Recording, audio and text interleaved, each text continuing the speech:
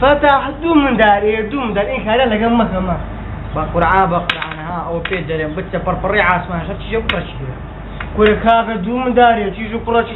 تيجو كرة ذكاك زور ذكا بابا بس دوم داري دو كره دبر والله تبص الدنيا ناساني والله هم الدنيا وبرهش شيء كرشية كرة دوم داري شيء كرشية كرة دوم داري خوابي عالم قال إنكاري ما قبل كينيا ده ما بقو باران أما درم شيء كرشية تو إنكاري لقم دكي وده عالم جيك خدانك دردينه هم قلب الدرشة ما باش بيقول دوم داري على دوم داري بتاعي ما كذا كره شيء دوم داري يا كرة دوم داري كذا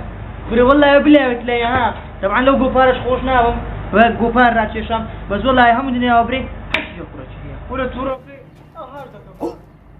وش قارني هذا سهران ولا باخو مقلمي راوس من ده والله خوش بكوشي شيء دوم داري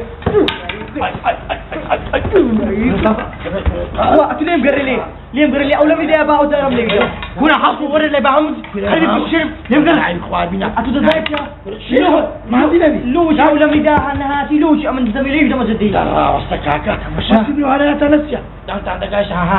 بس مزقفتي عايز قاضي هو ولا تنسى كرواني ولا قرقرايت من حصو أتوب حكم لنا عبيني فارو كاكا فتح دوم دارية يا كروك تشيه ولا والله غلط تانكت لو ايه كره دوكري هي دوكر لك شيء كروك سايلة شيء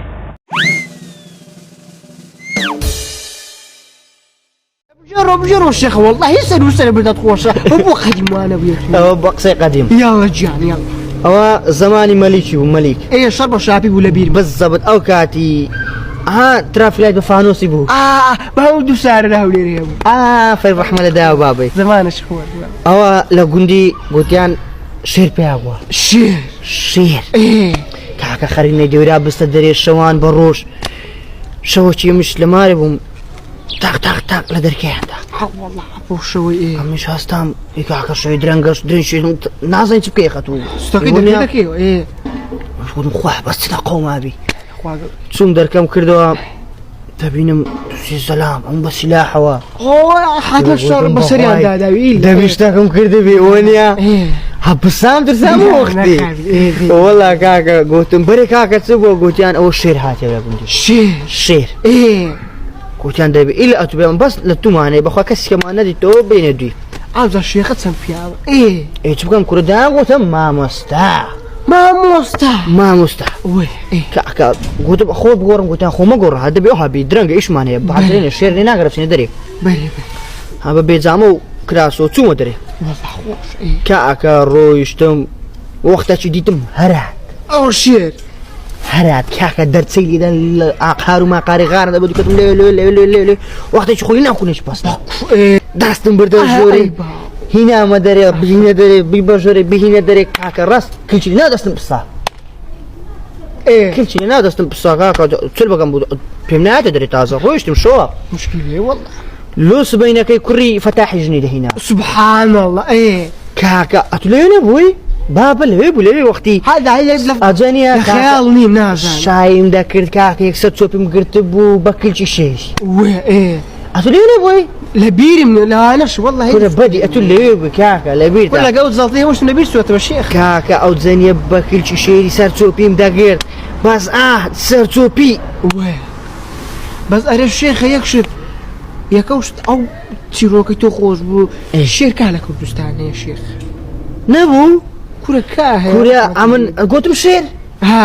كورا مقصد هو الريب وبس دبل اكسل مباشر يسو كورا الشيخ رزاق خوالي ذاك الريبي دبل اكسل عنك شفني او ابو اخر خو قناعات بويدا كبريم خو بدون شوي دون مجرايا خو بقينات شكا كس خو بدون اجرته حسب با وقت نيوجات بروين كورا هندروزين شنو نيوجي استكا كبرو كاك برو نيوجا كيدك يا الله برسي خالة والله خالة بو قرآن دوني لبرسان خوم لكتيا حتى استا قصيلو تشي ذا كي قصيلو ديوارك الزور بارسلوي وين دعستا كوي ديوارك الرما لخو برسي ما دعستا وتمر مرتا والدري يا اخي زعما من قالت تيرم والله مش خريقه بملم لبرسان فتح داخل ليرة خدادة زاني ها بو قرحاني بزق دي لبرسا بارونا انا كنت نادم قال بارو انا كنت بدي فتاحي لو قديم لسمت يا اخوي تيرنا كر بس زي ما داني روي دنيا دوران ابو الله من لو بندام باشا بندام لي زي ما داني شنو في كل يوم والله كاك واخير بلا فاطمه بنوس يا ما باش بيقولون دو قاب برنزاي بونارديني ور هذا مجلس لبرسل زاده دمر توبينا برسل ربي توب على كل مو بحاول زي اللي ثاني من تشتركه هري بخيودك دو كرت ياخلو بخيودنا كان هو لسه من اولك ورجنا شي قورو قران تبي دريم ما غاي بكلها توا دريم ملانيه جوب دريم ما غاي بكلها توا بارونا مش في حاضر ناكر در خوارد الدار برو مارك تعزاتني وكوراني شي بارك خرش لا سري قالك بدأ تدريش والله خرش لا سري مو انا قوش فتح فرجني بمر نبرسا خاندان يا درملونا سيمبافير خوماتي بوكتي او ترمبلشي هي اكي مو لازم توني كوكي تناغم كوكو خير برندكان واحد بسين ترم بابسين مقصد بفيري بخير هاتني زمان انا كجري لك هذا ميجا تشتكي هر ناس خاص ناس درم تبعشو ديور يوانا كيلي زايدو كور ايوارن يوان شي لا تكتب قران زمان انا ناس بخاله برص انا بعمل برص خاصتي هذا اصلا خير خوب جينا انا مردينه بس